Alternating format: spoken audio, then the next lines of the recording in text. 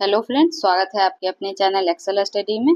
और आज मैं लेके आई हूँ एडिटोरिया का टेस्ट नंबर 7। और इससे पहले जो टेस्ट नंबर 1 to 6 है वो करवाया जा चुका है। तो आप लोग हमारे यूट्यूब चैनल से जुड़ के वहाँ से इसका वीडियो देख सकते हैं। और अगर आप लोग को इसका पीडीएफ चाहिए तो आप हमारे टेलीग्राम चैनल से जुड़ के वहाँ से इसका पीडीएफ भी मुफ्त में प्राप्त कर सकते हैं। और हमारा जो टेलीग्राम चैनल का लिंक है वो कमेंट सेक्शन में पिन कर दिया जाता है और डिस्क्रिप्शन में भी दिया हुआ है उसका लिंक। तो चलिए अब हम लोग इसका टेस्ट देखते हैं कि इसमें इसका क्वेश्चन क्या दिया हुआ है। तो इसमें जो है टेस्ट 7 से है, साइंस शुरू हो रहा है। तो इसमें हम लोग देखते हैं कि इसका पहला क्वेश्चन जो है वह क्या दिया हुआ है। तो पहला क्वेश्चन इसमें दिया हुआ है कि जंतु विज्ञान का जनक माना जाता है। तो जंतु विज्ञान का जनक अरस्तु को माना जाता है। तो ऑप्शन ए इसका सही आंसर है। दूसरा है कि लाइकेन जो एक नग्न चट्टान पर भी पारिस्थितिकी अनुक्रम को प्रारंभ करने में सक्षम है, वास्तव में किनके सहजीवी सहचर्य हैं। तो आप सभी को पता है कि लाइकेन जो है वो कवक और शैवाल के मिलने से बनता है, इसलिए ऑप्शन सी हमारा सही आंसर है। चलिए नेक्स्ट की ओर चलते हैं। नेक्स्ट में कह रहा है कि सूची 1 के साथ सूची 2 का मिलान कीजिए। तो चलिए देखते हैं। सूची 1 में यहाँ वर्ग और जगत दिया हुआ है और सूची 2 में जंतु दिया हुआ है कि कौन से वर्ग से कौन सा जंतु जुड़ा हुआ होगा। तो इसमें जो पहला है एनालीडा। तो एनालीडा हम सभी को पता है कि केचुआ जो है, केंचुआ और जोक ये दोनों एनालीडा में आता है। फिर सेकंड में है मोलास्का। तो मोलास्का जो है इसमें घोंगा, ऑक्टोपस, समुद्री नींबू यानी कि जिसका बाह्य आवरण जो है वो कठोर है, वो सभी मोलास्का वर्ग में आएंगे। फिर है एम्फीबिया। तो एम्फीबिया जो है यह मेढक में आएगा, यानी कि ये जो जल और स्थल दोनों पे रह सकता है। फिर है सरीसृप। सरीसृप में जो रेंगने वाले जीव आते हैं, जैसे सांप है, घड़ियाल है, छिपकली और कछुआ। तो इस तरीके से हम देखें तो हमारा जो सीक्वेंस बन के आता है वो है 2143 का, जो हमारे ऑप्शन ए में दिया हुआ है। इसीलिए ऑप्शन ए जो है वो सही आंसर है। आगे देख लेते हैं। आगे दिया हुआ है कि निम्नलिखित में से कौन सत्य नहीं है।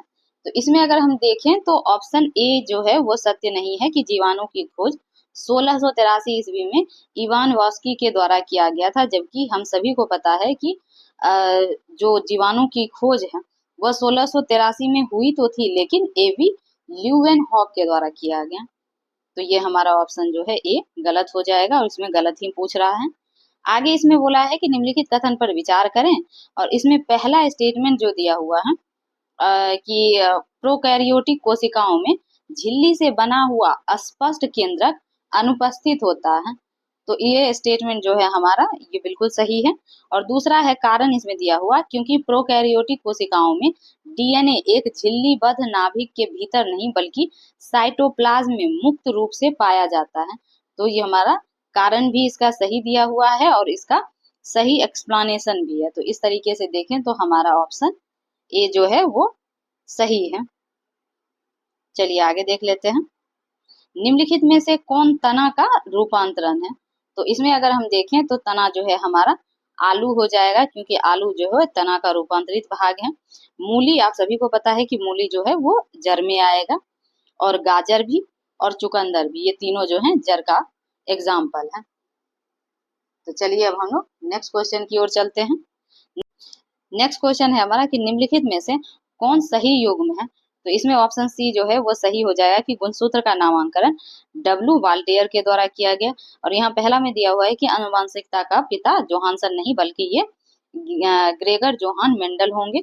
और जीन जो है, जीन का खोज जोहानसन के द्वारा किया गया, ना कि पुरकेंजे के द्वारा। तो इस तरीके से हम देखेंगे तो पहला दूसरा गलत है। और तीसरा भी जीव का जो नामांकन है उसका द्विनाम पद्धति जो है वो कैरोलन लीनियस के द्वारा किया गया था। तो इसलिए ये भी गलत हो जाएगा। तो हमारा ऑप्शन सी जो है वह सही है। चलिए आगे देख लेते हैं। आगे दिया हुआ है कि निम्नलिखित में से कौन विषाणु द्वारा होने वाला रोग है। तो इसमें हम देखें तो चेचक, ट्रैकोमा और डेंगू ज्वर जो है यह विषाणु से होने वाला रोग है। आगे चलते हैं कि इसमें कह रहा है विटामिन B12 का रासायनिक नाम क्या है। तो सभी को पता है कि ये साइनोकोबालामीन होता है। नेक्स्ट क्वेश्चन दिया हुआ है कि सूची 1 के साथ सूची 2 का मिलान करना है। तो चलिए हम लोग मिलान करके देखते हैं। इसमें पहला है हॉर्टिकल्चर। तो ये जो बोला जाता है हॉर्टिकल्चर में हमारा उद्यान विज्ञान को, यानी कि ऑप्शन इसका जो है 2 सही होगा। पीसी कल्चर तो इसमें मत्स्य पालन है। एपीकल्चर जो है ये मधुमक्खी पालन, और फ्लोरिकल्चर फूलों की खेती। तो इस तरीके से हमारा ऑप्शन बी जो है वह सही आंसर हो जाएगा 2143। नेक्स्ट क्वेश्चन है हमारा कि नदी की मछली को अगर समुद्र में रखा जाए तो क्या होगा। तो यहाँ जो है हमारा अगर देखें तो ऑप्शन सी सही हो जाएगा कि बही परासरण के कारण मछली की मृत्यु हो जाएगी। ये जैसा कि हम सभी को पता है कि परासरण जो है अधिक सांद्र विलयन से कम सांद्र विलयन की ओर जो है अणुओं का, जो विलयन के अणुओं का प्रवाह है। तो इस कारण से चूंकि नदी का जो जल होता है वो समुद्र के जल के कंपैरिजन में कम सांद्र होता है, तो इस कारण से यहाँ बही परासरण होगा और मछली की मृत्यु हो जाएगी। आगे देखते हैं तो निम्नलिखित में से कौन झिल्ली रहित कोशिकांग है, यानी कि किसमें से झिल्ली नहीं पाया जाता है। तो इसमें अगर देखें तो राइबोसोम होगा, यहाँ जॉम नहीं होगा, तो आप लोग इसे ठीक कर लें। राइबोसोम या लवक और तारका, इस तीनों में ही जो है कोशिका झिल्ली नहीं पाई जाती है, इसलिए ऑप्शन डी हमारा सही आंसर हो जाएगा। नेक्स्ट क्वेश्चन है हमारा कि निम्न कथनों पर विचार करें और उपरोक्त में से कौन सा कथन सही है वो कथन बताना है। इसमें पहला है डीएनए की संरचना नाइट्रोजन, शुगर और फास्फोरिक अम्ल से निर्मित होती है। तो ये बिल्कुल सही है, ये हम सभी को पता है कि इसमें नाइट्रोजन बेस, शुगर और फास्फोरिक एसिड पाया जाता है डीएनए में।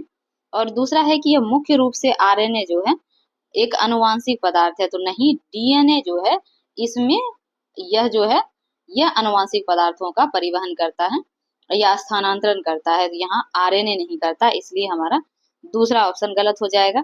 तो पहला ऑप्शन सही है सिर्फ, तो इसलिए ऑप्शन ये हमारा सही आंसर है। तो चलिए अब हम लोग नेक्स्ट की ओर बढ़ते हैं। नेक्स्ट दिया हुआ है कि कोशिका झिल्ली किससे बनी होती है। तो कोशिका झिल्ली जो है बेसिकली ये प्रोटीन और लिपिड की बनी होती है, ये सभी को पता है। चलिए आगे देखते हैं। इसमें है कि मानव शरीर में उपस्थित निम्नलिखित कोशिकाओं में से किसमें माइटोकॉन्ड्रिया जो है नहीं पाया जाता है। तो ये भी आप सभी लोगों को पता होगा कि आरबीसी में जो है माइटोकॉन्ड्रिया का अभाव पाया जाता है। चलिए अब हम लोग नेक्स्ट क्वेश्चन की ओर चलते हैं। नेक्स्ट कह रहा है कि कोशिका विभाजन के किस फेज गुणसूत्र जो हैं वो सर्वाधिक स्पष्ट दिखाई देते हैं। तो अगर आप लोग को याद हो तो ये जो है मध्यमा अवस्था में, जो कोशिका विभाजन का जो ये मध्यमा अवस्था वाला फेज है, इसमें सबसे स्पष्ट तरीके से गुणसूत्र जो हैं वो दिखाई देते हैं। आगे है कि निम्नलिखित कथनों पर विचार करें और उपरोक्त में से कौन सा कथन सही है वो बताना है। पहला इसमें दिया हुआ है कि समसूत्री विभाजन के विभाजित कोशिकाओं में गुणसूत्रों की संख्या मात्र कोशिका का आधा होता है। तो इसमें आधा नहीं होता है बल्कि इसमें बराबर होता है, तो ये स्टेटमेंट हमारा गलत है। और अर्धसूत्री विभाजन के विभाजित कोशिकाओं में गुणसूत्रों की संख्या मात्र कोशिका के बराबर होती है, तो इसमें अर्धसूत्री वाले में बराबर नहीं होती है बल्कि इसमें आधा होता है। ये रिवर्स दिया हुआ है, इसीलिए दोनों ही स्टेटमेंट गलत है। और पूछ रहा है कि सही स्टेटमेंट, तो इसीलिए हम देखेंगे तो हमारा जो है ऑप्शन डी इनमें से कोई नहीं सही हो जाएगा। आगे देखते हैं तो नेक्स्ट है त्वचा से संबंधित निम्नलिखित कथनों पर विचार करें और उपरोक्त में से कौन सा कथन सही है वो बताना है।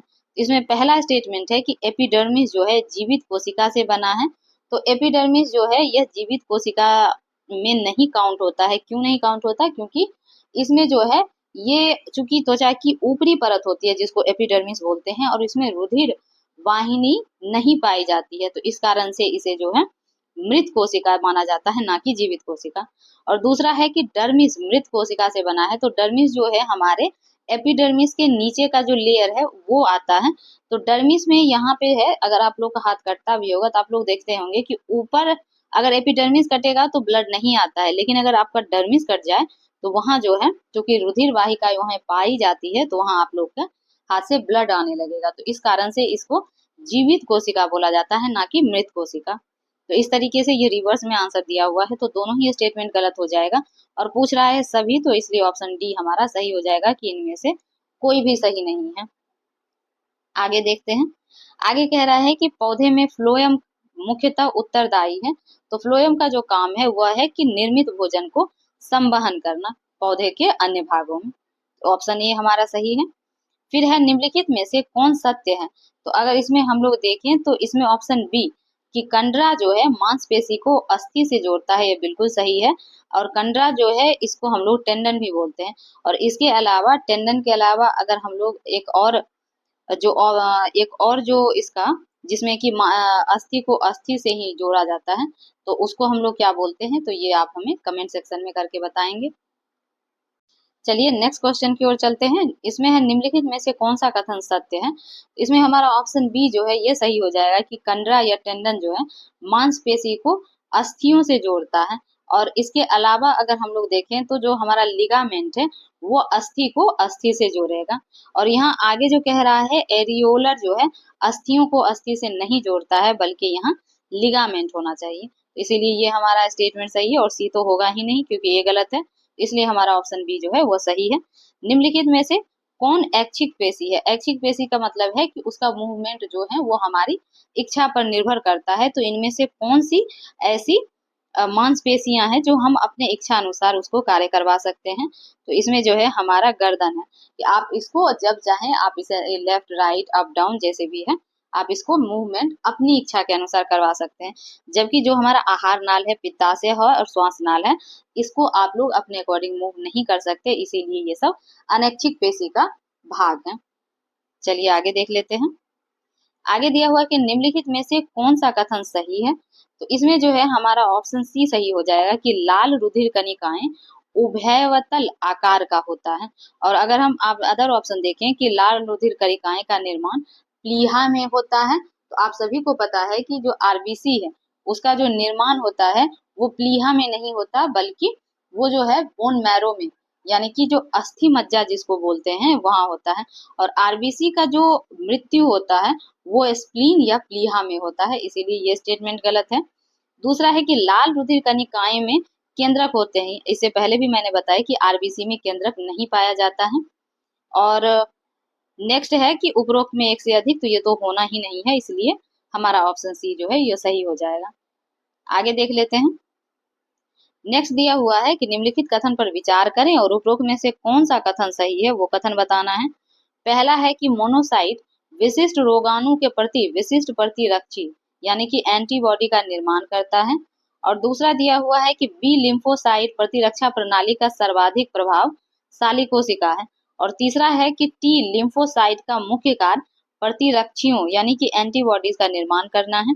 और चौथा है कि रुधिर प्लेटलेट्स का मुख्य कार्य शरीर के कट जाने पर रक्त के स्राव को रोकना है। तो अगर हम लोग इसका ऑप्शन देखें तो इसमें केवल चौथा ऑप्शन ही सही है कि रुधिर प्लेटलेट्स का मुख्य कार्य जो है शरीर के कट जाने पर रक्त के स्राव को रोकना है।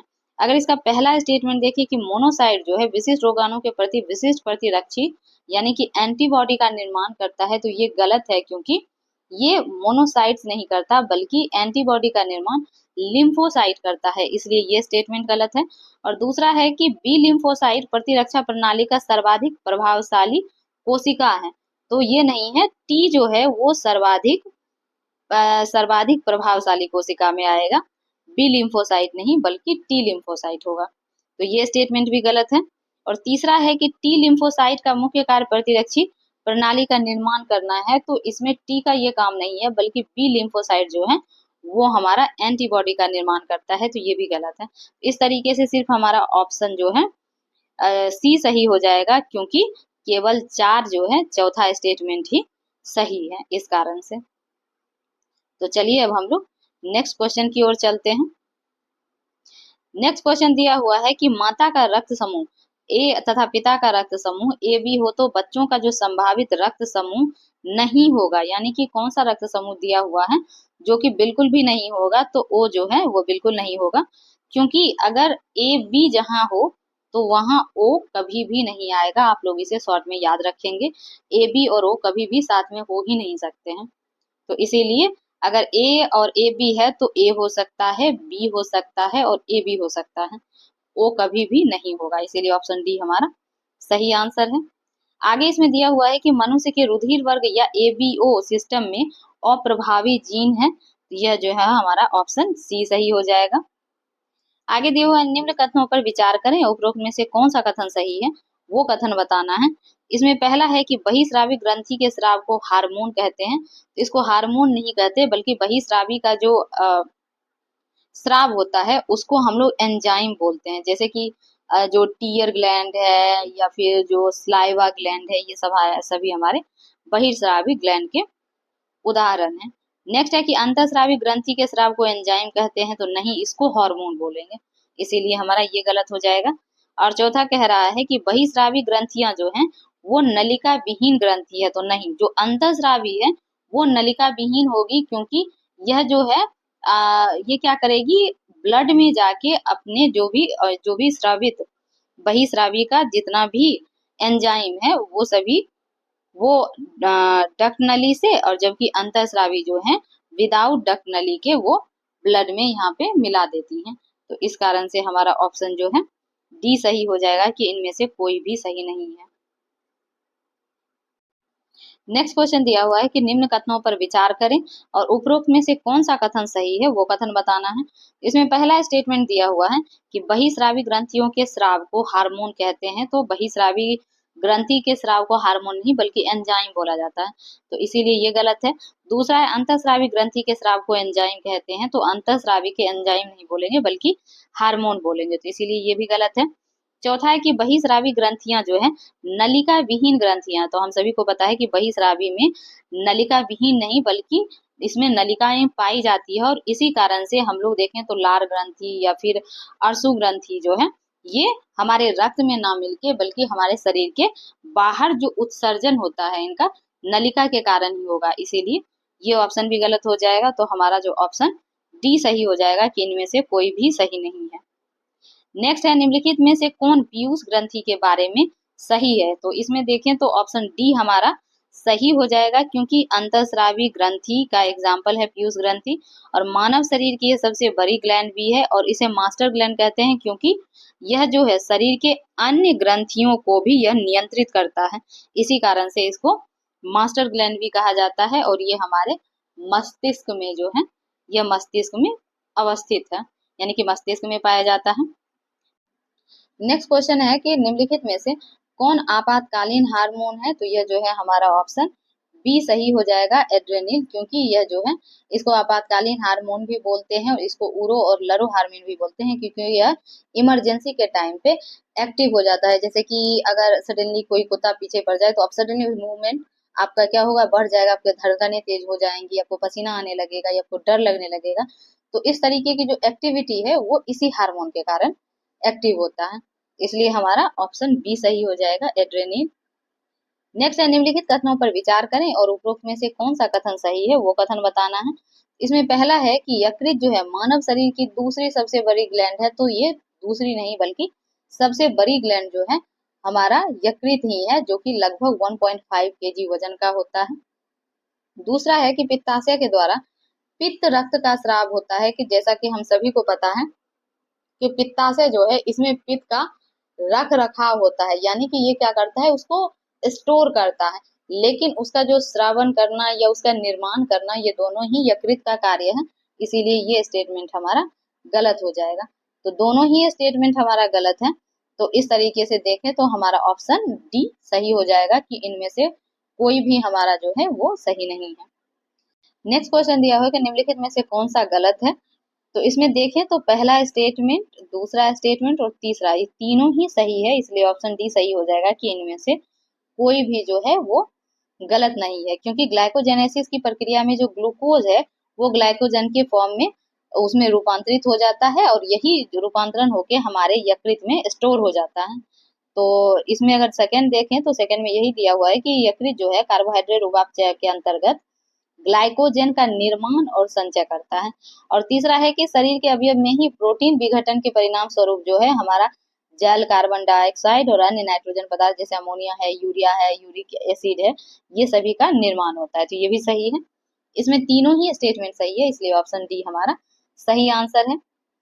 नेक्स्ट क्वेश्चन है कि जीवित प्राणियों के शरीर में होने वाली निम्नलिखित में से कौन सी एक प्रक्रिया पाचक प्रक्रिया है, तो इसमें से प्रोटीन का अमीनो अम्ल में विघटन जो है वो जो है पाचक प्रक्रिया है, ऑप्शन डी हमारा सही हो जाएगा, क्योंकि ग्लूकोज का वसा में परिवर्तन ये पाचन नहीं करता है, बल्कि ग्लूकोज को जो है एडिशनल जो ग्लूकोज है उसको ग्लाइकोजन में परिवर्तित करके वो लीवर में और हमारे जो शरीर है उसके स्किन के नीचे जो है उसको स्टोर करता है वसा के रूप में, इसीलिए ये हमारा जो है पाचन में नहीं आएगा।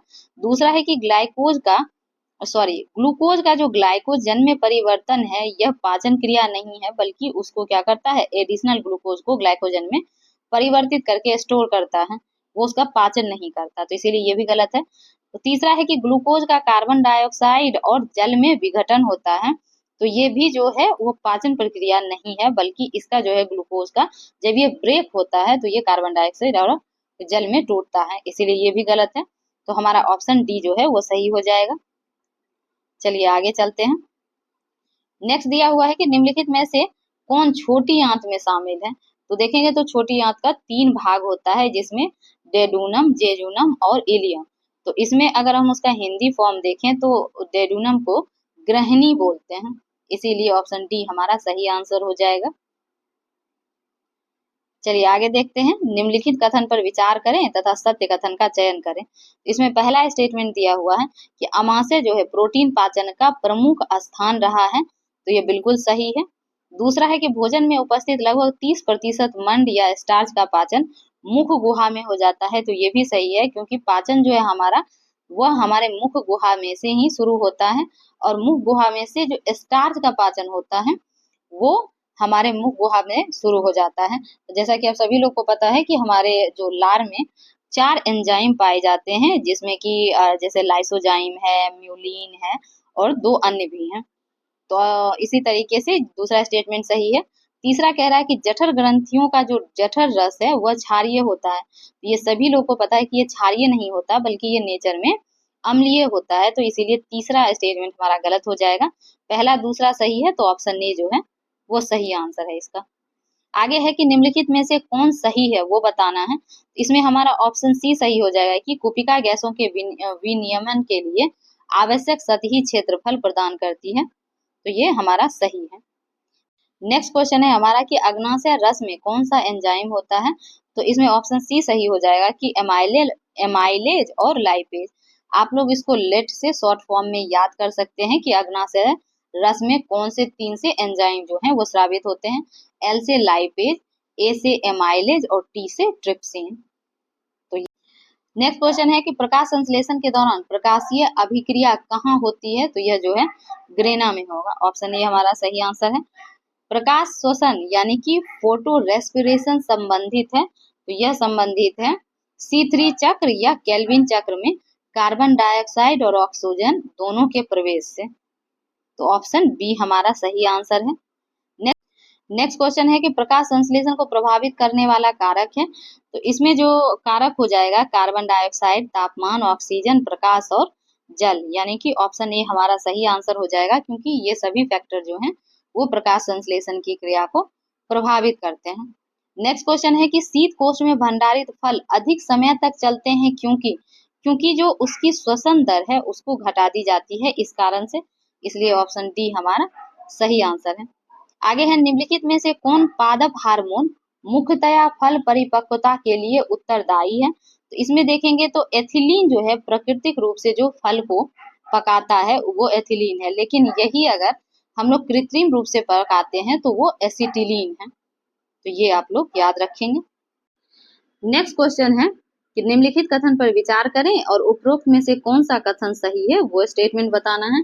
पहला है कि पुरुष जो है हीमोफीलिया का वाहक होता है, तो पुरुष नहीं बल्कि महिलाएं होती हैं, क्योंकि हीमोफीलिया में जो है एक्स क्रोमोसोम ही इसमें संक्रमित होता है और महिलाओं में एक्स क्रोमोसोम पाया जाता है, तो इस कारण से अगर महिलाओं की एक या दोनों में भी अगर वो संक्रमण पाया जाता है तब भी महिलाएं जो है वो खुद हीमोफीलिया से सफर नहीं करेंगी, बल्कि ये वाहक के रूप में उसको आगे अपने जनरेशन में ट्रांसफर करने का काम करती हैं। नेक्स्ट है कि वर्णांधता जो है या कलर ब्लाइंडनेस रोग से ग्रस्त व्यक्ति जो है लाल और पीला रंग में अंतर नहीं कर पाता। तो लाल और पीला रंग में नहीं बल्कि लाल और हरा रंग में ये लोग डिफरेंस नहीं कर पाते हैं। यही वजह है कि अगर हम लोग देखें तो लोगो पायलट वगैरह में जो कलर ब्लाइंडनेस है यानी वर्णांधता है उसकी बहुत अच्छे तरीके से जांच होती है, और जिसको कलर ब्लाइंडनेस है उसको नहीं लिया जाता है।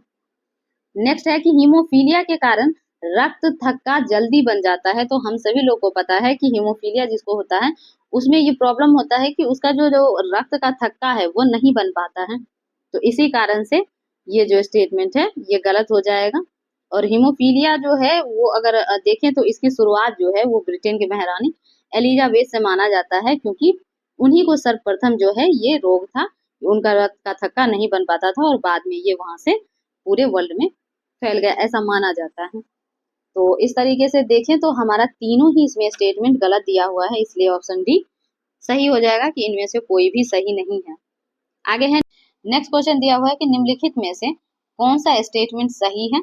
तो इसमें देखते हैं, पहला स्टेटमेंट दिया हुआ है कि कंठ द्वार से आगे की ओर एक चपटी रचना पाई जाती है जिसे एपिग्लोटिस कहते हैं। तो बिल्कुल ठीक है, क्योंकि अगर आप अपना मुंह खोलेंगे तो आपको अपने गले के पास एक गोलनुमा संरचना दिखेगी, तो इसी को एपिग्लोटिस बोला जाता है। दूसरा है कि ग्रास नली व आमाशय के बीच एक बाल्ब स्फिंक्टर पाया जाता है जो भोजन को वापस ग्रास नली में जाने से रोकता है। तो बिल्कुल सही है। और तीसरा है कि ग्रास नली में किसी भी प्रकार का पाचन नहीं होता है। तो ये भी ठीक है, क्योंकि ग्रास नली जो है वो 10 इंच की एक लंबी पाइप नुमा संरचना है और इसका कार्य जो है मुख गुहा से अमाशय तक का जो है इसका एक तरीके से ये पाइप के द्वारा कनेक्टिविटी प्रदान करता है, ताकि हमारे भोजन पानी जो है वो अमाशय तक आसानी से पहुंच जाए। इसमें किसी भी प्रकार का पाचन नहीं होता है, तो इसीलिए ये भी स्टेटमेंट हमारा सही है। इस तरीके से देखें तो हमारा ऑप्शन डी जो है वो सही हो जाएगा। चलिए आगे देख लेते हैं। आगे दिया हुआ है निम्नलिखित में से कौन सही है, इसमें सही पूछ रहा है। तो इसमें अगर हम ऑप्शन में देखें तो हमारा बी जो है वो सही हो जाएगा कि अवायवीय श्वसन में केवल कोशिका द्रव या साइटोप्लाज्म की भूमिका होती है। ये बिल्कुल सही है। तो इस तरीके से हम लोग अब नेक्स्ट क्वेश्चन की ओर चलते हैं। हमारा नेक्स्ट क्वेश्चन दिया हुआ है कि निम्नलिखित कथन पर विचार करें और असत्य कथन का चयन करें। इसमें असत्य कथन पूछ रहा है। तो इसमें पहला स्टेटमेंट हम लोग देख लेते हैं। पहला है कि ग्लाइकोलिसिस की प्रक्रिया जो है कोशिका द्रव्य में होती है। तो ये बिल्कुल ठीक है।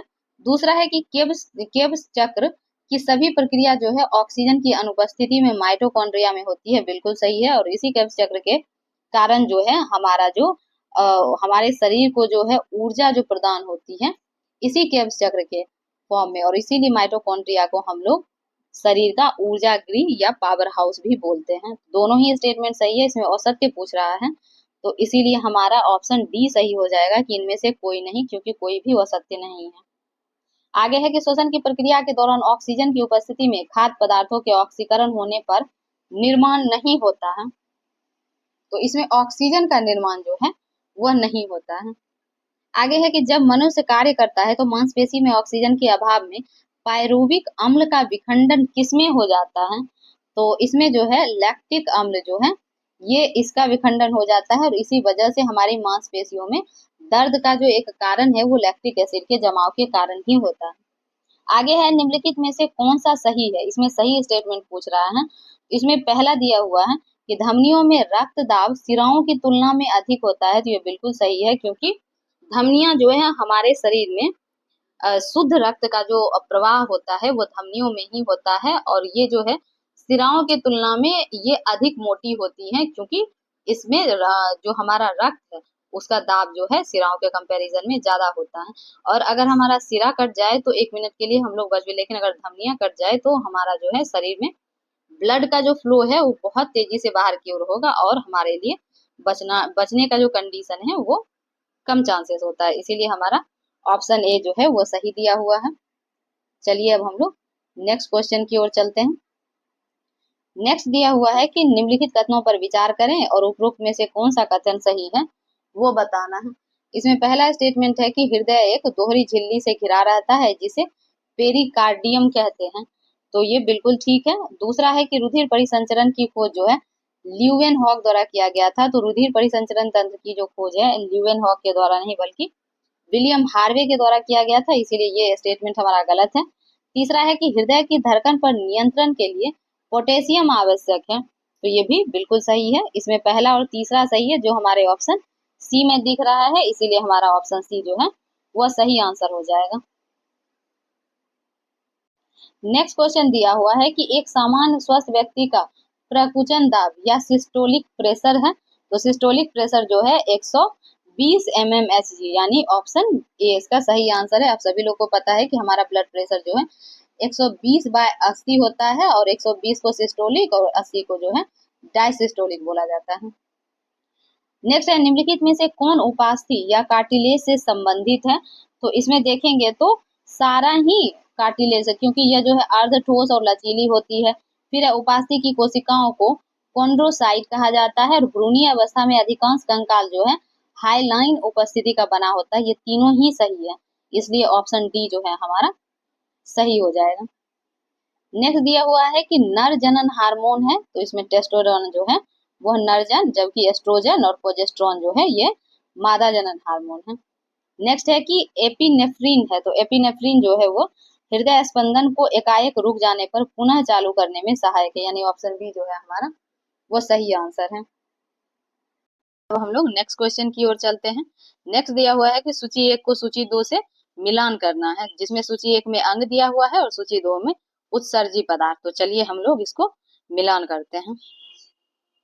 इसमें पहला दिया हुआ है कि त्वचा, और त्वचा का अगर हम देखें तो इसमें जो है उत्सर्जी जो पदार्थ हो जाएगा सोडियम क्लोराइड, यानी कि ये जो है ए का 2 हो जाएगा। दूसरा है फेफड़ा, फेफड़ा हमारा इससे जलवाष्प का उत्सर्जन होता है।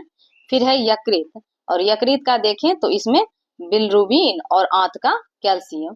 तो इस तरीके से हमारा जो कॉम्बिनेशन बैठता है वो है 2143 का, यानी कि ऑप्शन सी हमारा सही आंसर है।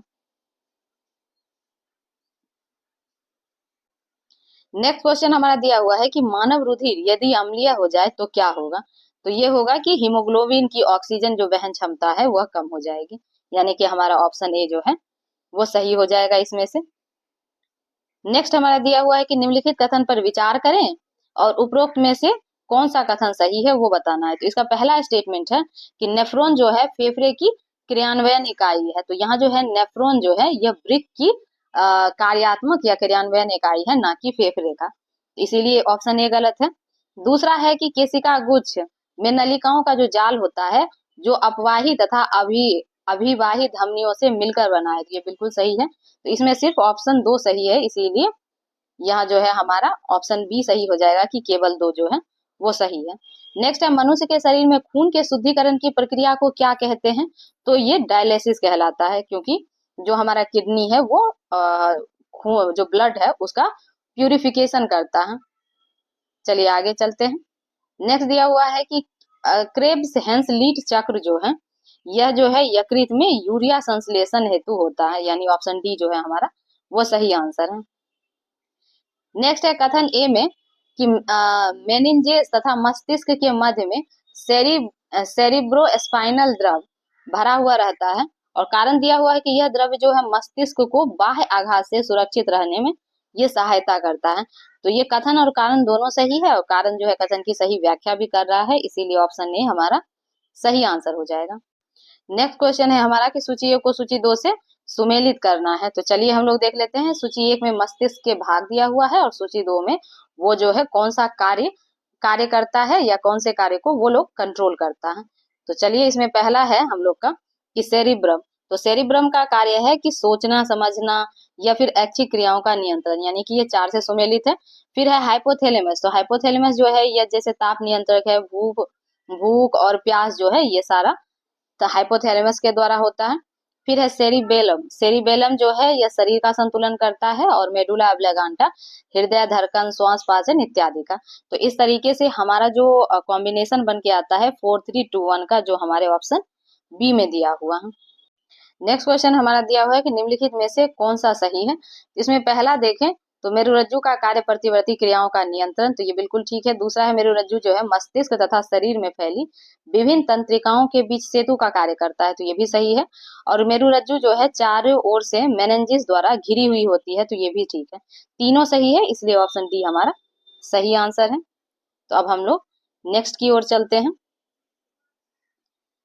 नेक्स्ट क्वेश्चन हमारा दिया हुआ है कि कथन में कि मनुष्य में सबसे छोटी कपालीय तंत्रिका ट्रॉन्किलियर होती है, जबकि सबसे बड़ी ट्राइजेमिनल होती है। और कारण इसमें दिया हुआ है कि मनुष्य में 31 जोड़ी मेरुरज्जी तंत्रिकाएं यानी कि स्पाइनल नर्व्स पाई जाती है। तो इसमें कथन जो है ये बिल्कुल सही है, और इसका कारण भी ये जो है ये बिल्कुल सही दिया हुआ है, लेकिन इसका जो व्याख्या है कारण वो सही से नहीं कर पा रहा है, इसलिए हमारा ऑप्शन बी जो है वो सही आंसर है।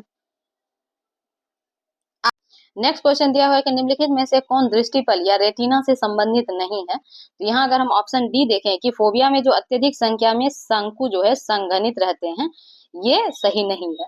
ऑप्शन डी जो है हमारा वो गलत दिया हुआ है और इसमें पूछ रहा है कि इससे संबंधित नहीं है, तो इसलिए ऑप्शन डी सही हो जाएगा। आगे है कि निम्नलिखित में से कौन सा सही है। तो इसमें देखेंगे तो ऑप्शन डी हमारा सही है कि कान में यूटेचियन नलिका जो है टिम्पैनिक झिल्ली के दोनों ओर दाब को समान रखने का जो है वो कार्य करती है। तो ऑप्शन डी जो है हमारा वो सही आंसर है। नेक्स्ट है निम्नलिखित में से कौन जीवित पौधे वाष्पोत्सर्जन से संबंधित नहीं है। तो इसमें जो है पहला कि संपूर्ण वाष्पोत्सर्जन का 80 से 90% जो है पत्ती की सतह पर पाए जाने वाले रंध्र यानी कि स्टोमेटा द्वारा होता है। और दूसरा है कि पौधे की त्वचा या छाल द्वारा होने वाला वाष्पोत्सर्जन जो है संपूर्ण वाष्पोत्सर्जन का 3 से 9% होता है। तीसरा है काष्ठीय तना या वुड स्टेम का कुछ फलों में पाए जाने वाले वात रंध्र द्वारा भी लगभग 1% तक वाष्पोत्सर्जन होता है। और उसमें पूछ रहा है कि जीवित पौधे वाष्पोत्सर्जन से संबंधित नहीं है, तो ये तीनों में से कोई सा भी संबंधित नहीं है, इसीलिए ऑप्शन डी जो है इसका सही आंसर हो जाएगा। आगे है कि पौधे के वाष्पोत्सर्जन को प्रभावित करने वाले से संबंधित निम्नलिखित कथन पर विचार करें और उपरोक्त में से कौन सा कथन सही है वो कथन बताना है। इसमें पहला है कि लाल प्रकाश में रंध्र सर्वाधिक खुलते हैं जबकि हरे प्रकाश में रंध्र सबसे कम खुलते हैं, तो ये बिल्कुल ठीक है। दूसरा है कि आर्द्रता बढ़ने पर वाष्पोत्सर्जन का दर बढ़ता है, तो ये बढ़ता नहीं है बल्कि ये कम हो जाएगा, तो दूसरा गलत है। तीसरा है कि वायु को अधिक गति वाष्पोत्सर्जन की क्रिया को जो है वो बढ़ा देती है, तो ये भी सही है। और चौथा है कि प्रकाश की तीव्रता बढ़ने पर वाष्पोत्सर्जन बढ़ता है, तो ये भी ठीक है। तो पहला, तीसरा और चौथा सही है, तो हमारा ऑप्शन डी जो है वो सही हो जाएगा। आगे है निम्नलिखित में से कौन सही नहीं है, यानी कि जो गलत है वो पूछ रहा है। तो यहाँ जो है प्रकाश संश्लेषण की क्रिया मुख्य रूप से काष्ठीय तनों से शुरुआत होती है, तो ये गलत है क्योंकि प्रकाश संश्लेषण जो है वो देखेंगे तो मुख्यतः जो पत्ती है तो उसमें होता है, इसीलिए हमारा ऑप्शन सी जो है वो सही नहीं है। आगे दिया हुआ है कि पौधे के लिए प्राथमिक पोषक तत्व निम्न में से कौन है। तो इसमें नाइट्रोजन, फास्फोरस और पोटेशियम ये तीनों ही प्राथमिक पोषक तत्व हैं जो किसी भी पौधे की वृद्धि के लिए बहुत इंपॉर्टेंट है। नेक्स्ट है निम्नलिखित में कौन सा सही है। तो अगर इसका सीक्वेंस देखेंगे तो परागकोश से निकलकर अंडक के वर्तिकाग्र पर परागकणों के पहुंचने की क्रिया को परागन कहते हैं, ये बिल्कुल सही है। और पुमंग जो है पुष्प का मादा जनन अंग नहीं है बल्कि ये नर हो, और जयांग जो है यह नर नहीं बल्कि मादा है, तो ये दोनों ही रिवर्स है, तो ये दोनों ही गलत हो जाएगा। और पुमंग में पुंकेसर नहीं पाया जाता है, तो ये भी स्टेटमेंट हमारा गलत है, इसलिए ऑप्शन सी सही हो जाएगा। आगे दिया हुआ है यूटिकुलेरिया जो है वो क्या है। तो आप सभी को पता होगा कि यह कीटभक्षी पौधा है, और कीटभक्षी पौधा जो होता है वो नाइट्रोजन की कमी के कारण क्या होता है कि वो अपना नाइट्रोजन की कमी जो है दूसरे जो कीटों हैं उनको खा के वो कमी अपना नाइट्रोजन की कमी को पूरा करते हैं। आगे चल के देखते हैं। नेक्स्ट में है कि सूची 1 को सूची 2 से सुमेलित करना है। सूची 1 में फल दिया हुआ है और सूची 2 में खाने योग्य भाग दिया हुआ है। तो इसमें चलिए देखते हैं। पहला है अमरूद। तो अमरूद का जो खाने वाला भाग है फल भित्ति या बीजांड सन, यानी कि इससे ये 2 से सुमेलित है। दूसरा है गेहूं। तो गेहूं को हम लोग भ्रूण पोष और भ्रूण खाते हैं। फिर सेब है, तो सेब का पुष्पासन और लीची का एरिल भाग हम लोग खाते हैं। तो इस तरीके से जो हमारा सीक्वेंस बन के आता है 2 1 4 3 का, जो हमारे ऑप्शन बी में दिया हुआ है। नेक्स्ट है कि पुस्तक फिलोसफिकल जूलॉजी किसने लिखी है। तो ये आप सभी को पता होगा कि यह लेमार्क की लिखी हुई बुक है। नेक्स्ट क्वेश्चन दिया हुआ है कि निम्नलिखित में से कौन सा सही है। तो इसमें देखें तो ऑप्शन सी जो है हमारा वो सही हो जाएगा कि पार्श्व विभाजोत्तक के कारण पादप तना और जड़ की मोटाई में वृद्धि होती है, क्योंकि पार्श्व विभाजोत्तक का जो कार्य है वो पौधे के पार्श्व मोटाई में वृद्धि करना है, तो इसीलिए ये सही है। और शीर्ष विभाजोत्तक है जो ये पौधे के शीर्ष जो भाग है उसकी लंबाई में वृद्धि करता है, न कि केवल जड़ की लंबाई में, तो ये भी गलत हो जाएगा। तो इस तरीके से हम देखें तो हमारा ऑप्शन सी ही सही है। नेक्स्ट क्वेश्चन हमारा दिया हुआ है कि सुनहरा गोल्डन चावल है। तो यह जो एक ट्रांसजेनिक फसल है या चावल है जिसमें क्या होता है कि कैरोटीन के जीन भी उपलब्ध है। आप सभी को पता है कि जीएम जो है जेनेटिकली मॉडिफाइड जब फसल जो उत्पादन होता है तो उसमें क्या होता है कि हम लोग उसके जीन्स में परिवर्तन करके उसमें और बेहतरीन पोषक तत्व में वृद्धि कर सकते हैं। तो सुनहरा चावल है उसी का एक एग्जाम्पल है, यानी कि उत्पाद है जो उगाया गया है। नेक्स्ट है हमारा कि निम्नलिखित में से कौन सा सही नहीं है, तो इसमें पूछ रहा है कि गलत कौन सा है। तो इसमें से देखेंगे तो उपकला उत्तक जो है जंतु की बाहरी, भीतरी या स्वतंत्र सतह पर पाए जाते हैं, बिल्कुल ठीक है। दूसरा है संयोजी उत्तक, उत्तकों तथा अंगों को आपस में जोड़ने का काम करता है, तो बिल्कुल ठीक है। जैसे कि आप सभी को पता होगा कि यह जो है, जैसे कि हमारा रक्त है वो संयोजी तरल उत्तक का एग्जाम्पल है, जो कनेक्ट करता है उत्तक और अंग को। नेक्स्ट है कि पेशी उत्तक जो है, शरीर के सभी पेशी इस उत्तक से मिलके बनी होती है, तो ये भी आप लोग को पता है। तो इसमें तीनों ही सही है, और पूछ रहा है सही नहीं है, इसीलिए ऑप्शन डी हमारा सही आंसर है। आगे देखते हैं, तो नेक्स्ट क्वेश्चन हमारा दिया हुआ है कि निम्न कथनों पर विचार करें, उपरोक्त में से कौन सा कथन सही है वो कथन बताना है। इसमें पहला दिया हुआ है कि लौंग जो है पौधे का वर्तिकाग्र या स्टिग्मा होता है, तो लौंग आप सभी लोगों को पता है कि यह वर्तिकाग्र नहीं है, बल्कि वर्तिकाग्र जो है वो केसर का होता है। फूल का जो बीच वाला जो दो भाग होता है, जैसे कि इस तरीके का आकृति वाली, तो इसको हम लोग वर्तिकाग्र बोलते हैं। और लौंग जो है वो पौधे के फूल की कली से प्राप्त होता है, ना कि वर्तिकाग्र से। तो ये दोनों आपस में रिवर्स दिया हुआ है, तो ये दोनों ही गलत है। दूसरा हमारा है कि कुनैन जो है सिंकोना पादप के छाल से प्राप्त होता है, तो ये हम सभी को पता है कि बिल्कुल ठीक है। फिर है जो हमारा जिनको तथा साइनोबैक्टीरिया जीवित जीवाश्म के उदाहरण है, तो ये भी सही है। यानी कि 3 और 4 ही सही है जो हमारे ऑप्शन सी में है, इसीलिए ऑप्शन सी इसका सही आंसर है। नेक्स्ट में मिलान करना है, सूची 1 में पौधा का रोग या लक्षण है, और दूसरा में तत्व की कमी, यानी जिसकी कमी से पौधे में वो रोग होता है वो दिया हुआ है। तो चलिए मिलान करते हैं।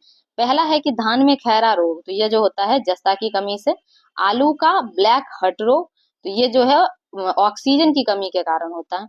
फिर मटर में जो मार्स रोग है, यह मार्स रोग जो है मैग्नीज की कमी के कारण। और गाजर में कैविटी जो है वो कैल्शियम की कमी के कारण होता है। इस तरीके से हमारा कॉम्बिनेशन 2143 का बन के आता है, जो हमारा ऑप्शन बी में दिया हुआ है।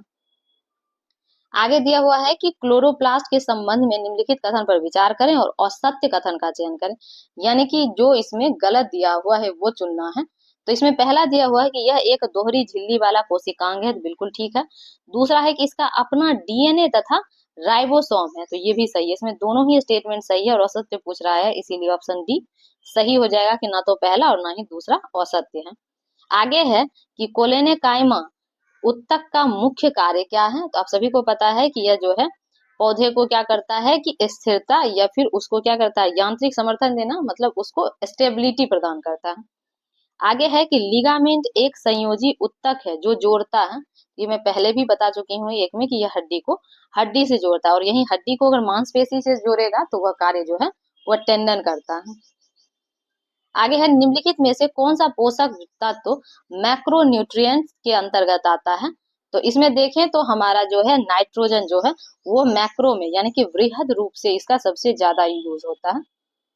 तो चलिए अब हम लोग नेक्स्ट क्वेश्चन की ओर चलते हैं। नेक्स्ट क्वेश्चन हमारा जो दिया हुआ है कि निम्नलिखित में से कौन सा एक प्रोटीन का कार्य नहीं है, तो इसमें देखें तो हमारा जो है शरीर के उत्तक की मरम्मत ये प्रोटीन ही करता है। हार्मोन का निर्माण भी प्रोटीन का कार्य है, और एंजाइम भी प्रोटीन का ही एक प्रकार है। तो इस तरीके से देखें तो अनुवांशिक कोड का जो भंडारण है यह प्रोटीन का कार्य नहीं है, और पूछ रहा है कि प्रोटीन का कार्य नहीं है, तो ऑप्शन डी हमारा सही आंसर हो जाएगा। नेक्स्ट है कि मानव शरीर में ऑक्सीजन युक्त रक्त हृदय के किस भाग से निकलता है, तो आप सभी को पता है कि यह बाएं निलय से। और निलय जो है आप सभी को पता है कि हमारे जो हृदय है उसमें 2 निलय और 2 आलिंद पाए जाते हैं।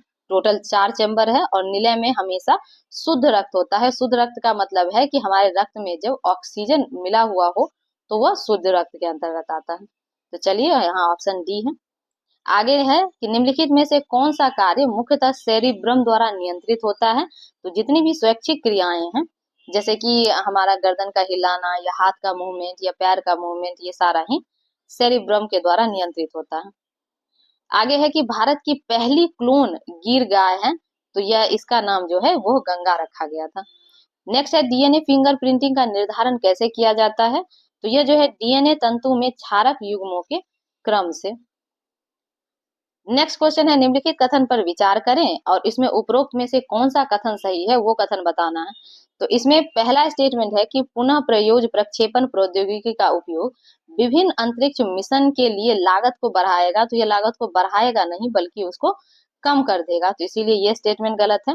और दूसरा है कि डीआरडीओ ने 22 मार्च 2024 को अपने तीसरे पुनः प्रयोज्य प्रक्षेपण यान यानी कि आरएलवी, जिसका पुष्पक नाम दिया गया है, इसके सफल प्रक्षेपण के साथ एक महत्वपूर्ण उपलब्धि हासिल की है। तो आप सभी को पता है कि डीआरडीओ नहीं बल्कि ये नासा का बनाया गया है। तो नासा के द्वारा जो है आरएलवी अभी लॉन्च व्हीकल लाया गया है, तो इसीलिए हमारा दूसरा जो है ये गलत हो जाएगा। अब पूछ रहा है कि कौन सा सही है, तो केवल पहला स्टेटमेंट सही है, इसीलिए ऑप्शन ए इसका सही आंसर हो जाएगा। और सॉरी, इसमें तो पहला भी गलत था। नेक्स्ट क्वेश्चन हमारा दिया हुआ है कि निम्नलिखित कथनों पर विचार करें और कौन सा कथन सही है वो कथन बताना है। पहला है कि पुनः प्रयोज्य प्रक्षेपण प्रौद्योगिकी का उपयोग जो है विभिन्न अंतरिक्ष मिशन के लिए लागत को बढ़ाएगा, तो नहीं, ये लागत को कम करेगा, इसीलिए पहला स्टेटमेंट गलत है। दूसरा है, डीआरडीओ ने 22 मार्च 2024 को अपने तीसरे पुनः प्रयोज्य प्रक्षेपण यान यानी कि रीयूजेबल लॉन्च व्हीकल, जिसको पुष्पक नाम दिया गया है, उसके सफल प्रक्षेपण के साथ एक महत्वपूर्ण उपलब्धि हासिल की है। तो यह जो है डीआरडीओ के द्वारा नहीं बल्कि इसरो के द्वारा बनाया गया है, तो इसलिए हमारा ये दूसरा स्टेटमेंट भी गलत है। और पूछ रहा है सही, तो कोई भी सही नहीं है, इसलिए ऑप्शन डी हमारा सही आंसर है। चलिए नेक्स्ट की ओर चलते हैं। नेक्स्ट में दिया हुआ है कि निम्न कथनों पर विचार करें और कौन सा कथन इनमें सही है वो बताना है। तो पहला स्टेटमेंट है कि आदित्य L1 जो है सूर्य और चंद्रमा के कोरोना का निरीक्षण करने वाला भारत का पहला मिशन है। तो आदित्य L1 जो है सूर्य और सूर्य का जो आउटर भाग है कोरोना, उसके परीक्षण के लिए भेजा गया है, ना कि चंद्रमा के कोरोना, तो इसीलिए ये पहला स्टेटमेंट गलत है।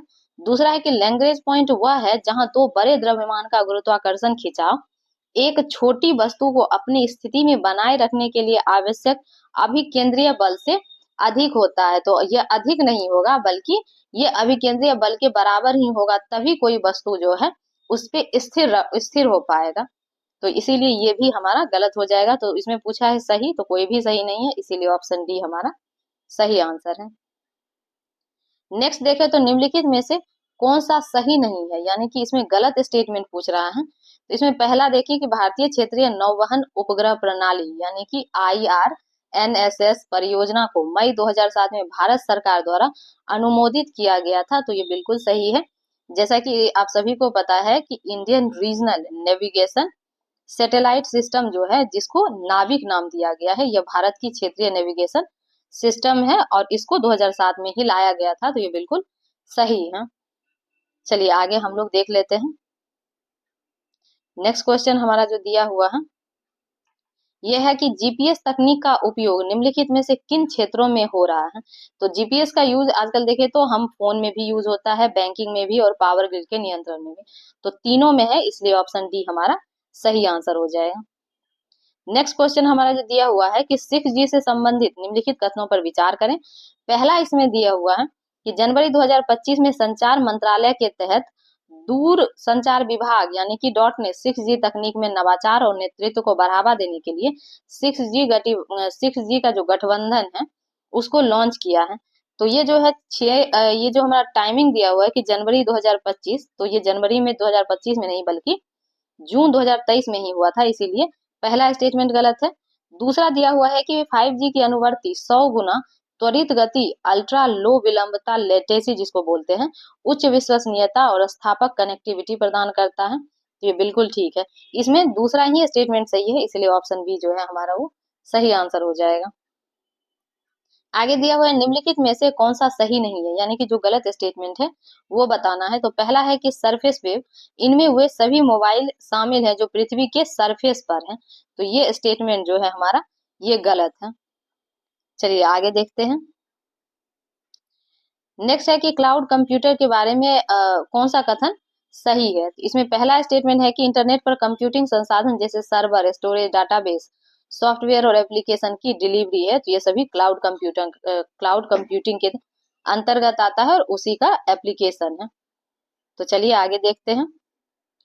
नेक्स्ट है निम्नलिखित कथन पर विचार करें और उपरोक्त में से कौन सा कथन सही है वो कथन बताना है। इसमें पहला है कि ब्लॉकचेन तकनीक एक नई डेटा संरचना है जो सुरक्षित क्रिप्टोग्राफी पर आधारित है, तो बिल्कुल ठीक है। दूसरा है कि ब्लॉकचेन तकनीक जो है बिटकॉइन जैसे क्रिप्टो करेंसी और किसी भी डेटा या डिजिटल प्लेट के हस्तांतरण का समर्थन नहीं करती है, तो ये बिल्कुल समर्थन करती है, क्योंकि ब्लॉकचेन टेक्नोलॉजी जो है बिटकॉइन और क्रिप्टो करेंसी पर ही ये डिपेंडेंट है, तो इसीलिए हमारा ये जो है ऑप्शन दूसरा गलत हो जाएगा। तीसरा है कि बिटकॉइन जो है एथेरियम क्रिप्टो करेंसी मुद्रा है, तो ये बिल्कुल ठीक है। तो पहला और तीसरा सही है जो हमारे ऑप्शन सी में दिया हुआ है, तो हमारा ऑप्शन सी जो है इसका सही आंसर है। तो चलिए अब हम लोग नेक्स्ट देखते हैं।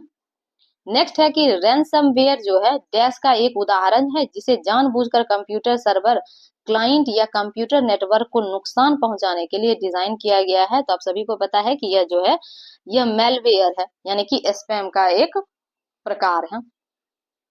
तो ऑप्शन बी हमारा सही आंसर है। नेक्स्ट है कि S-400 जो किससे उसमें सही संबंधित है, तो यह जो है एक विमान, ड्रोन, क्रूज मिसाइल और बैलिस्टिक मिसाइलों को ट्रैक और नष्ट करने का जो काम है वो S-400 करता है, तो इसीलिए हमारा ऑप्शन सी जो है वो सही आंसर हो जाएगा। नेक्स्ट दिया हुआ है कि गूगल का आर्टिफिशियल इंटेलिजेंस यानी कि AI चैटबॉट है, तो गूगल का जो AI चैटबॉट है यह जेमिनी है। अगर वहीं ग्रोक को देखें तो ग्रोक जो है यह एलन मस्क की कंपनी जो है XAI उसका है, और चैट जीपीटी जो है यह ओपन AI का है, तो ये भी आप लोग याद रखेंगे। नेक्स्ट हमारा दिया हुआ है कि निम्नलिखित कथनों पर विचार करें और उपरोक्त में से कौन सा कथन सही है वो स्टेटमेंट बताना है। तो पहला है कि बौद्धिक संपदा अधिकार यानी कि IPR जो है व्यक्ति या संगठन को उसके रचनात्मक और अभिनव कार्यों के लिए कानूनी अधिकार प्रदान करता है, तो बिल्कुल। दूसरा है कि पेटेंट संरक्षण एक प्रादेशिक अधिकार है और इसलिए यह केवल भारत के क्षेत्र के भीतर ही प्रभावी है, वैश्विक पेटेंट की इसकी कोई अवधारणा नहीं है, तो ये भी ठीक है। तो इस तरीके से देखें इसमें सही पूछ रहा है तो दोनों ही सही है, तो ऑप्शन सी हमारा सही आंसर हो जाएगा। नेक्स्ट है कि कैस 9 क्या है, तो कैस 9 जो है या इसको हम फुल फॉर्म में कैस्पर 9 बोलते हैं, तो यह एक आणविक कैंची है जो टारगेटेड जीन एडिटिंग में उपयोगी होता है, यानी कि अगर जीन में कहीं भी जैसे अनुवांशिक रोग वगैरह है या फिर जीन में कुछ परिवर्तन करना है तो वह कैस्पर 9 के द्वारा ही उसकी जो है क्या बोलते हैं कि जीन एडिटिंग में इसका यूज किया जाता है, तो यहाँ ऑप्शन बी हमारा सही आंसर है।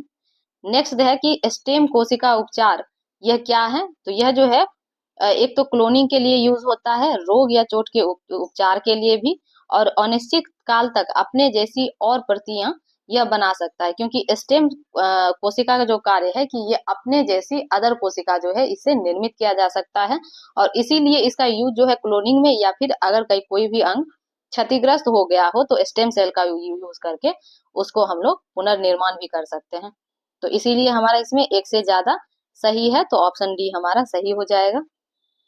आगे दिया हुआ है कि हाइड्रोपोनिक्स है, तो हाइड्रोपोनिक्स जो है इसमें बिना मिट्टी के जो है जलीय घोल में पौधे उगाना, तो ये जो है हाइड्रोपोनिक्स खेती के अंतर्गत आता है, तो इसीलिए हमारा ऑप्शन ए जो है वो सही हो जाएगा।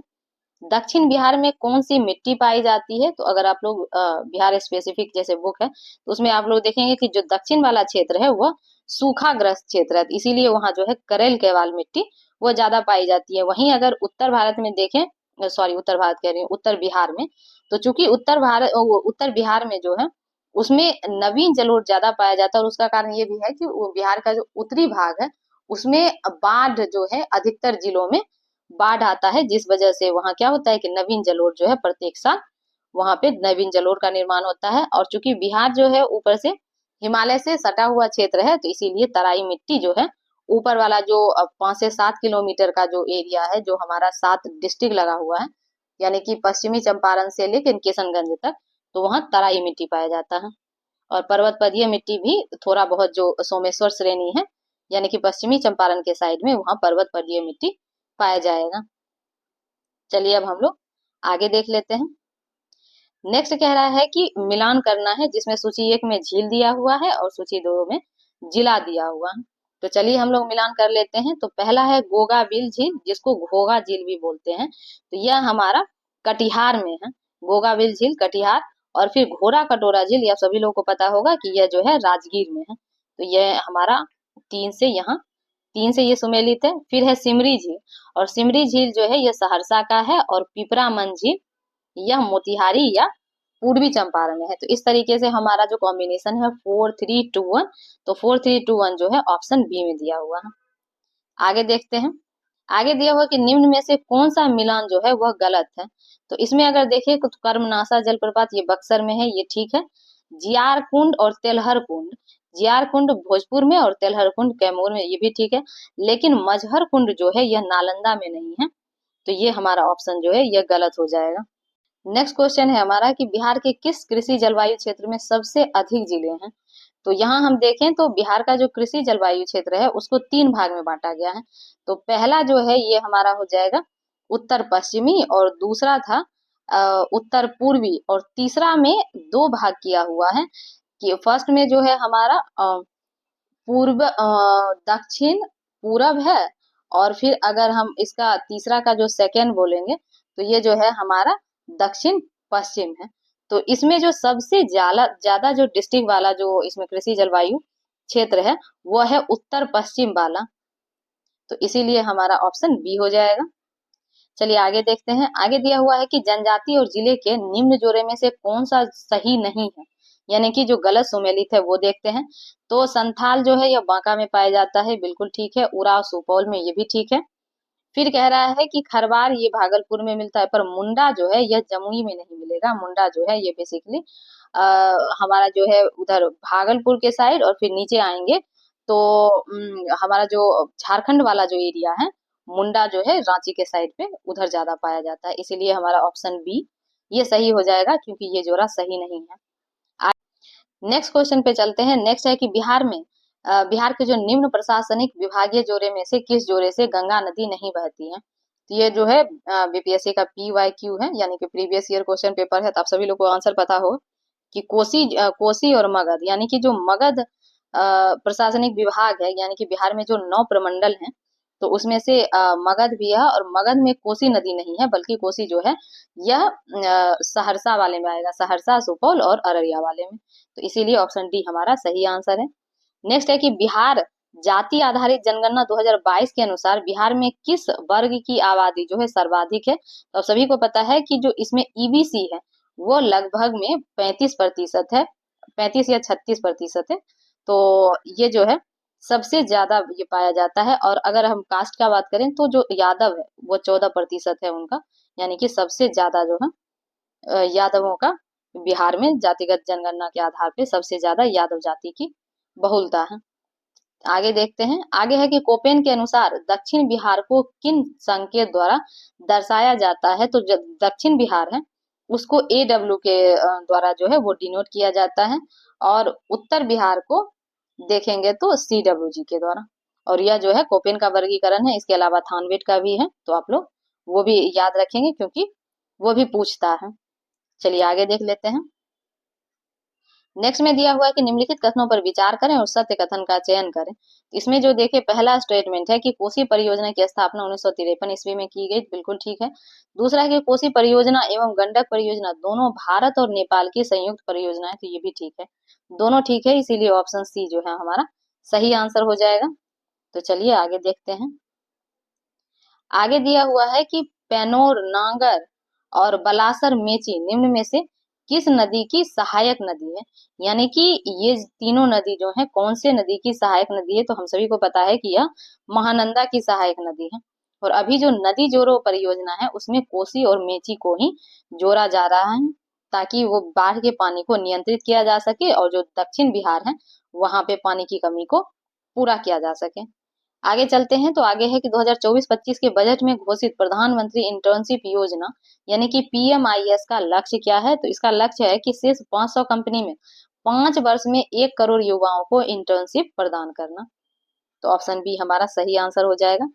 आगे है कि व्यक्तित्व अधिकार यानी कि पर्सनैलिटी राइट्स का जो मुख्य उद्देश्य है, तो उसका उद्देश्य है कि व्यक्ति की पहचान के व्यावसायिक उपयोग को नियंत्रित करना। ऑप्शन बी उसका सही आंसर है।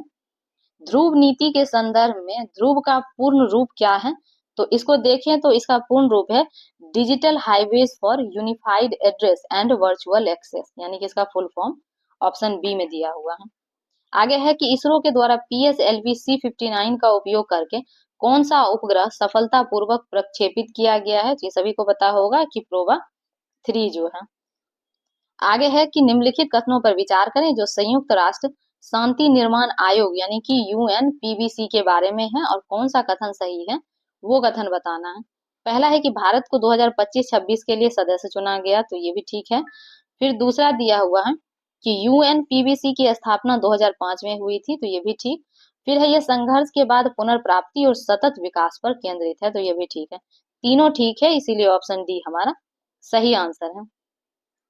आगे है कि डिजिटल भारत निधि का क्रियान्वयन डैश मंत्रालय द्वारा किया जाता है, तो यह इलेक्ट्रॉनिक्स एवं IT मंत्रालय के द्वारा इसका क्रियान्वयन किया जाता है। नेक्स्ट है हाल में ही भारत ने किस देश के साथ डिजिटल पार्टनरशिप एग्रीमेंट साइन किया है, तो यह जापान के साथ साइन किया गया है।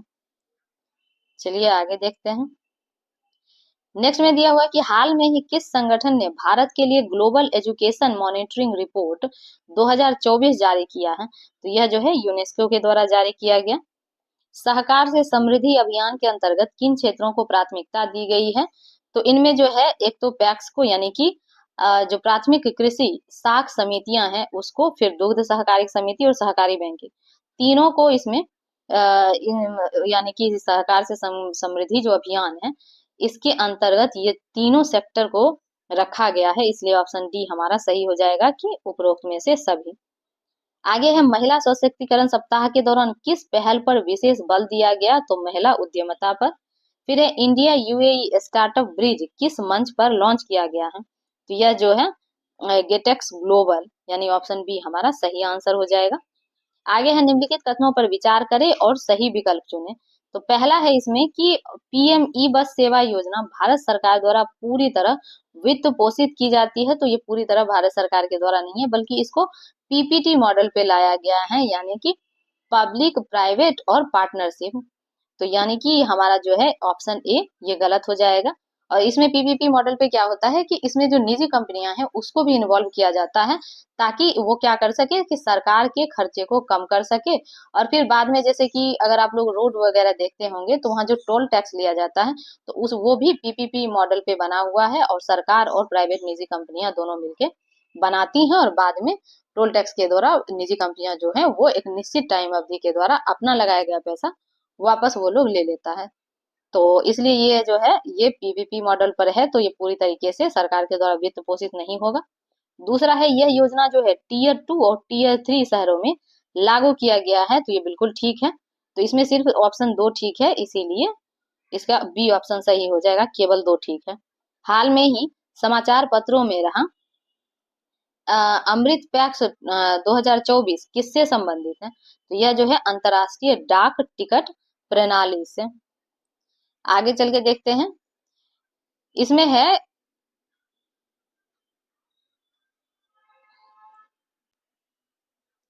नेक्स्ट है हमारा कि डाजुगा अभियान के निगरानी एवं संचालन के लिए किस निकाय को जिम्मेदारी दी गई है, तो यह जो है केंद्रीय जनजाति कार्य मंत्रालय के द्वारा। ऑप्शन बी इसका सही आंसर है। आगे है निम्नलिखित में से कौन सा कथन सही है, तो इसमें देखें तो पहला स्टेटमेंट है कि नव्या योजना जो है लड़की को कौशल सिखाने पर केंद्रित है, तो बिल्कुल ठीक है। और दूसरा है कि यह योजना शिक्षा मंत्रालय के तहत कार्यान्वित की जा रही है, तो यह शिक्षा मंत्रालय के तहत नहीं बल्कि कौशल एवं विकास मंत्रालय के द्वारा लाया गया है, इसीलिए ये गलत है। तो इसमें जो है ऑप्शन ए सही हो जाएगा कि केवल एक सही है। तो चलिए अब हम लोग नेक्स्ट क्वेश्चन की ओर चलते हैं। तो हमारा नेक्स्ट क्वेश्चन जो दिया हुआ है कि विवाद से विश्वास 2.0 योजना विशेष रूप से किसके लिए लागू की गई है, तो यह अनुबंधीय विवाद को सुलझाने के लिए लाया गया है। आगे है कि नमो ड्रोन दीदी योजना भारत सरकार की किस प्रमुख पहल के अंतर्गत या योजना के अंतर्गत क्रियान्वित हो रही है, तो यह जो है दीनदयाल अंत्योदय योजना का एक भाग है। आगे है कि संबल घटक किस प्रकार की सेवाओं को शामिल करता है, तो इसमें महिला हेल्पलाइन और वन स्टॉप सेंटर। आगे है हाल में ही किस योजना के अंतर्गत मिलेट कैफे की स्थापना की गई है, तो यह प्रधानमंत्री सूक्ष्म खाद्य उद्योग उन्नयन योजना के तहत मिलेट कैफे की स्थापना हुई है। आगे है रिक्त स्थान की पूर्ति करें। भारतवर्ष 2024 में ग्लोबल इनोवेशन इंडेक्स में कितनेवें रैंक पर है? तो इसमें देखें तो भारत जो है इस बार 39th पोजीशन पे है। आगे है कि UNCCD यानी कि COP16 2024 कहाँ आयोजित हुआ है? तो यह हमारा रियाद, सऊदी अरब, वहां पे ये आयोजित किया गया। आगे दिया हुआ है कि निम्नलिखित कथनों पर विचार करें जो भारत का स्वच्छ पौधा कार्यक्रम के बारे में सही है। और उसमें से पूछा गया है कि जो कथन सही है वो कथन हमको बताना है कूट के द्वारा। पहला स्टेटमेंट है इसमें, यह कृषि मंत्रालय के माध्यम से लागू किया जा रहा है, तो ये बिल्कुल ठीक है। दूसरा है कि इसका उद्देश्य जो है किसानों को रोग मुक्त रोपण सामग्री प्रदान करना है, तो ये भी ठीक है। और तीसरा है कि इसे ADB के साथ ऋण समझौते द्वारा वित्त पोषित किया गया है, तो ये भी ठीक है क्योंकि ADB इसका पार्टनर है। नेक्स्ट है हमारा कि तीनों ही सही है, तो हमारा ऑप्शन डी इसका सही आंसर हो जाएगा। आगे है कि विश्व एड्स दिवस 2024 का थीम क्या है? तो इसका थीम है सही रास्ता अपनाएं, मेरा स्वास्थ्य और मेरा अधिकार, यानी ऑप्शन ए इसका सही आंसर है। नेक्स्ट क्वेश्चन है, दिसंबर 2024 में बिहार के किस शहर में प्रधानमंत्री नरेंद्र मोदी ने 5700 करोड़ रुपए से अधिक की परियोजनाओं का उद्घाटन और शिलान्यास किया है? तो यह पटना में किया गया। आगे है दिसंबर 2024 में किस योजना के तहत बिहार सरकार ने पंचायत स्तर पर युवाओं के लिए करियर काउंसलिंग कैंप आयोजित किए हैं? तो यह जो है कुशल युवा कार्यक्रम, यानी कि ऑप्शन ए इसका सही आंसर हो जाएगा। आगे है हाल में ही बिहार में मुख्यमंत्री अनुसूचित जाति उद्यमिता योजना की शुरुआत की गई। इसके अंतर्गत कितनी राशि तक की आर्थिक सहायता दी जा रही है? तो इसमें जो है 10 लाख तक की आर्थिक सहायता प्रदान की जा रही है। आगे है बिहार सरकार द्वारा अंतर्राष्ट्रीय चावल महोत्सव 2024 का आयोजन कहाँ किया गया? तो यह राजगीर में हुआ है। दिसंबर 2024 में बिहार सरकार ने हर खेत तक पानी योजना के तहत किस नदी पर नई सिंचाई परियोजना की घोषणा की है? तो यह जो है कोसी है, ऑप्शन बी इसका सही आंसर है। आगे है कि बिहार राज्य शहरी स्वास्थ्य मिशन के तहत किसी तकनीकी प्लेटफॉर्म को दिसंबर 2024 में लागू किया गया, तो यह जो है बिहारी स्वास्थ्य, यानी कि ऑप्शन डी सही आंसर है। निम्न में से कौन सी योजना जो है दिसंबर 2024 में बिहार में चलाए गए बाल सुरक्षा सप्ताह से संबंधित है? तो यह है ऑपरेशन मुस्कान, ऑप्शन डी इसका सही आंसर है। अब नेक्स्ट 10 क्वेश्चन जो है वह मैथमेटिक्स और रीजनिंग का दिया हुआ है, तो मैं इसका आंसर बता देती हूँ, आप लोग इसे सॉल्व कर लेंगे। और अगर आप लोग को इसका सॉल्यूशन भी चाहिए तो आप लोग बता दीजिएगा, मैं इसका सॉल्यूशन भी लेकर आऊंगी। तो चलिए इसका आंसर देख लेते हैं। तो 141 का जो आंसर हो जाएगा, इसका आंसर जो है ऑप्शन ए हो जाएगा, यानी कि XPZ और XX। आगे देखते हैं 142 का जो आंसर है ये हमारा ऑप्शन डी सही हो जाएगा।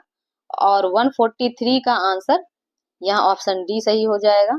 144 का आंसर तो ये ऑप्शन सी, और 145 का आंसर तो इसका जो है ऑप्शन बी, यानी कि 1/4 इसका सही आंसर है। नेक्स्ट है कि 146, तो इसका आंसर जो है ऑप्शन बी सही हो जाएगा कि S/30। और आगे अगर हम लोग देखें तो 147 का जो आंसर है तो ये हो जाएगा ऑप्शन बी, यानी कि 4। और 148 का आंसर हो जाएगा F, यानी कि ऑप्शन ए। 149 का जो आंसर हो जाएगा यह है 6, यानी कि ऑप्शन सी। और 150 का जो आंसर है वह आंसर हो जाएगा ई, यानी कि ऑप्शन डी। तो इस तरीके से हमने जो एडिटोरिया का टेस्ट नंबर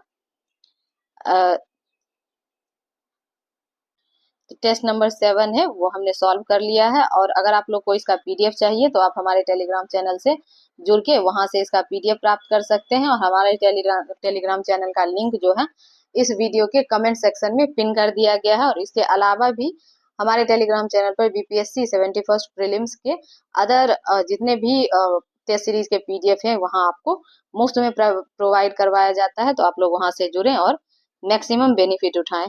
और हमारे साथ बने रहने के लिए आप सभी का धन्यवाद। Thank you so much.